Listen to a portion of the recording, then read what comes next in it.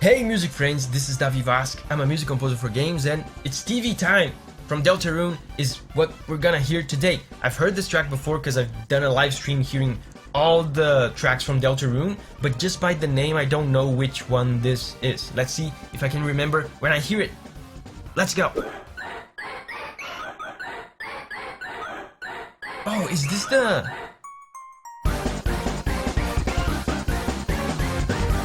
This is the Teenage Mutant Ninja Turtles one.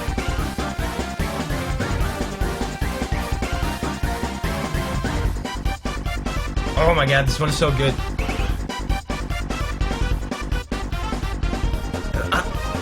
This is something...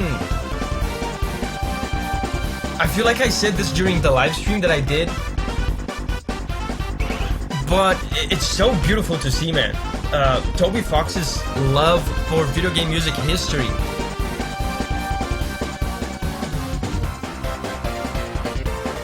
Man, listen to the bass.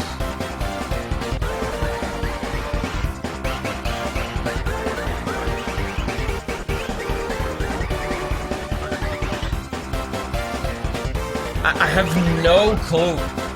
I mean, Deltarune, from what I've seen so far, Deltarune gameplay-wise is so crazy that I have no clue what could possibly be happening gameplay-wise during this track. And I said before, video game history, how Toby Fox is a huge video game music nerd and he respects and pays homage to video game music throughout Undertale and Deltarune. What I mean by that, I noticed right away that this is some sort of homage to a Super Nintendo beat-em-up game called Teenage Mutant Ninja Turtles in Time. Man, for you young whippersnappers out there, that game was the bee's knees back in the day. We all knew about it. It was a really good beat-em-up game in the Super Nintendo, and it had a very characteristic sound font to it.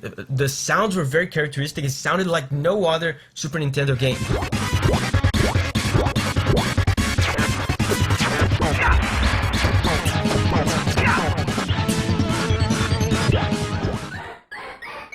These kind of hits,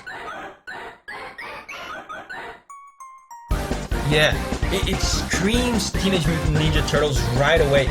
And in case you don't know,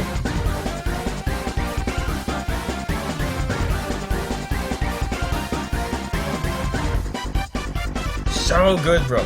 In case you don't know how Super Nintendo music used to work back in the day, you know, the sounds that you're hearing when you play a Super Nintendo game, they are inside the console. They are stored inside the console. The cartridge, the game, has information for how the console is going to trigger those sounds. So it's almost like the cartridge of the game has the sheet music, right? Has the instructions for the music, and the instruments are inside the console. You get what I mean? They didn't have like MP3 files. They didn't have audio files for the entire tracks back then because it was a huge file size commitment for the time. They couldn't fit like an entire soundtrack of MP3s in a cartridge. That was too much. So they had to do it this way. They had the sounds of the instruments separately inside the console. Very tiny files. Like for example, the sound of a flute, they had like a tiny sound file that sounded like this.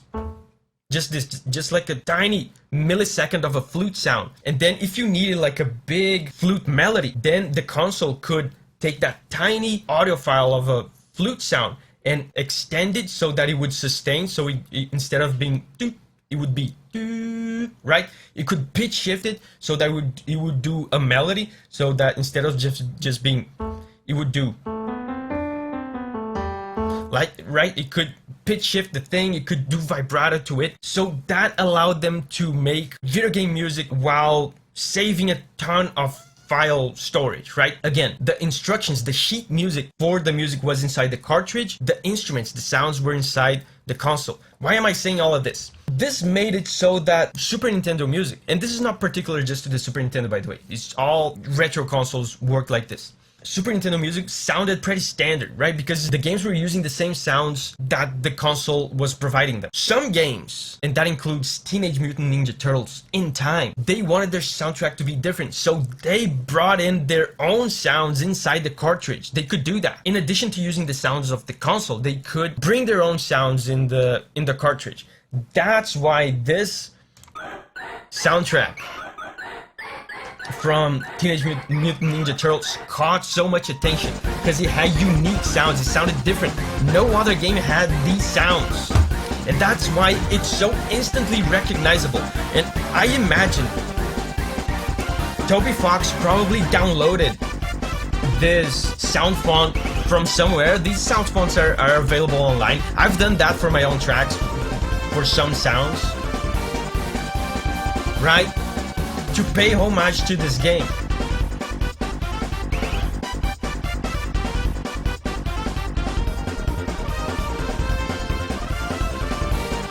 Man, everything about this track sounds so genuine.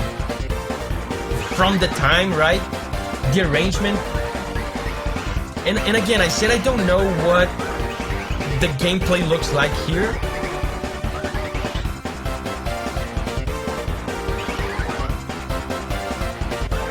But the game he's paying homage to is a beat 'em up. I don't know. It might not be a beat 'em up, but like I said, Deltarune is so crazy. I honestly have no clue what's going on gameplay-wise here. Other than, you know, the title of the track says it's TV time, so it does sound like it could be like a live show of some sort, like a live TV show that you're... Even in Undertale they have this, like with Metatron, sometimes you are the protagonist, you're participating on some sort of live TV show. It could be something like that. But let me show you the harmony in this, how hype-inducing it is. Check this out. So guys, check this out. Look at what he's doing to hype us up during this. The kind of harmony technique that he's using here to make this more exciting.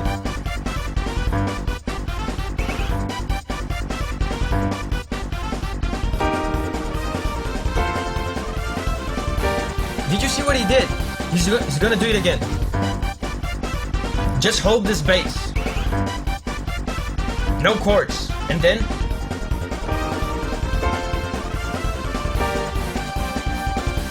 this is something that, man, I can't remember which track. I don't know if it's Metatron or something else. Multiple tracks even. I remember Toby Fox using this kind of technique that I call harmony starving, right? They starve us of harmony. Harmony, as you probably know, is the aspect of music that tells us how to feel, right? So at the beginning of this section here, he starves us of harmony.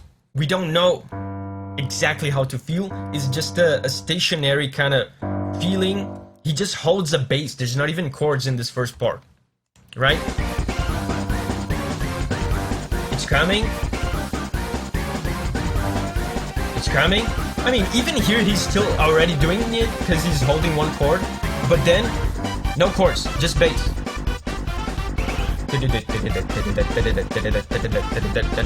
you hear this? When he does this, he's starving us of that emotional sensation that we get when we listen to music. It creates a sensation of anticipation. Almost sounds kind of claustrophobic because it's just sustaining one note. You crave for that change, you crave for that emotion, and it doesn't come. But then, when it finally hits, when the chords finally come, it sounds that much more exciting.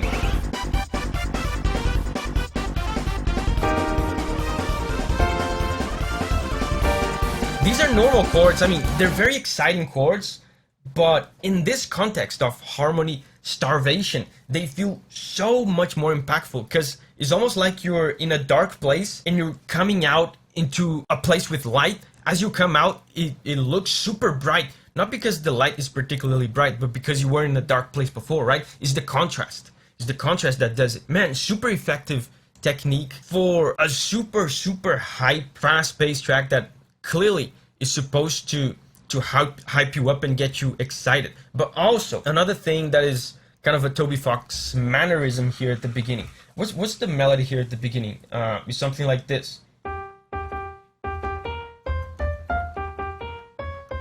Right, is this. One of these notes here is the same kind of note, the same kind of technique that he used even in Megalovania and in other tracks as well. He uses this. It's kind of a trademark, a kind of mannerism of Undertale, Deltarune music.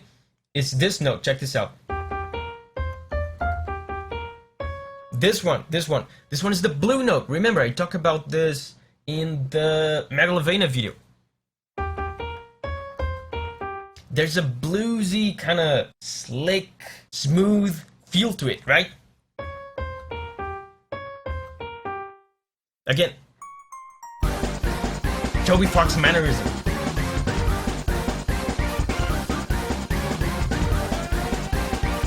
And even here, he's already kind of doing the harmony starvation because he's holding just one chord here. But then here he does just the bass, no chords.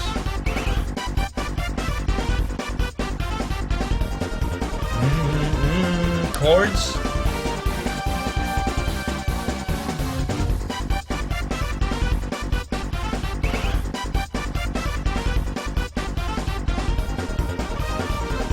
What's coming next?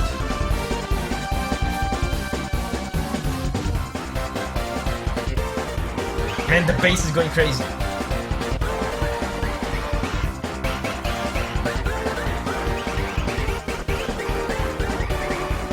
I wonder if there's any light motives here that I'm not recognizing because I haven't played Deltarune.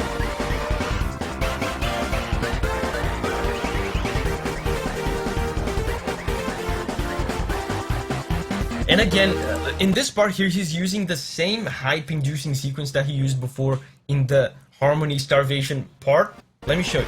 So guys, look at the chords that he's doing and how he's going out of his way to make this as exciting, as high energy as possible.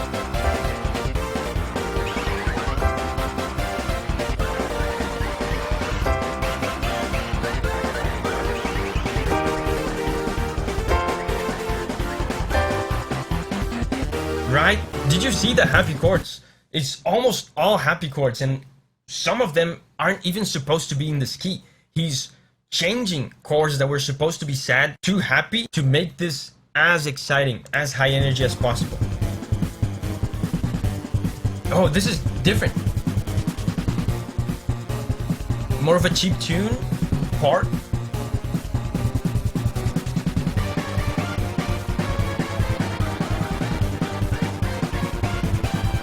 Wait, is that a light motive?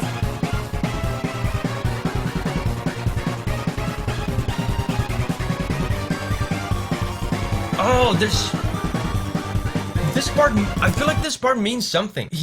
Not only I feel like I'm recognizing some melodies from the live stream. Like I said, I haven't played this game, but I've done the live stream listening to all the themes, and you guys told me about some of the light motives. I feel like I'm recognizing some of them, but also there's chiptune inserted here in, you know, a track that, I mean, if it's emulating a Super NES sound font, technically there shouldn't be chiptune here. So I think the chiptune is a reference to something.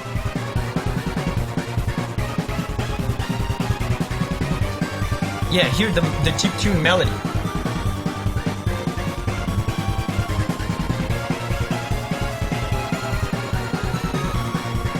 And this part is more dangerous too. Oh.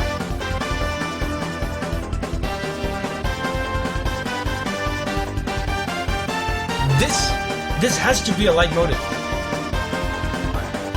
It sounds so specific.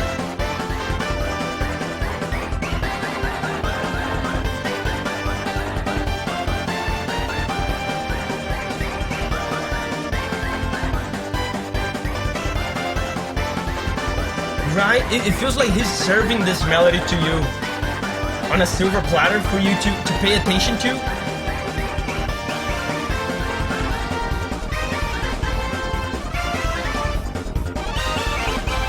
So fast-paced, man. So much stuff happening.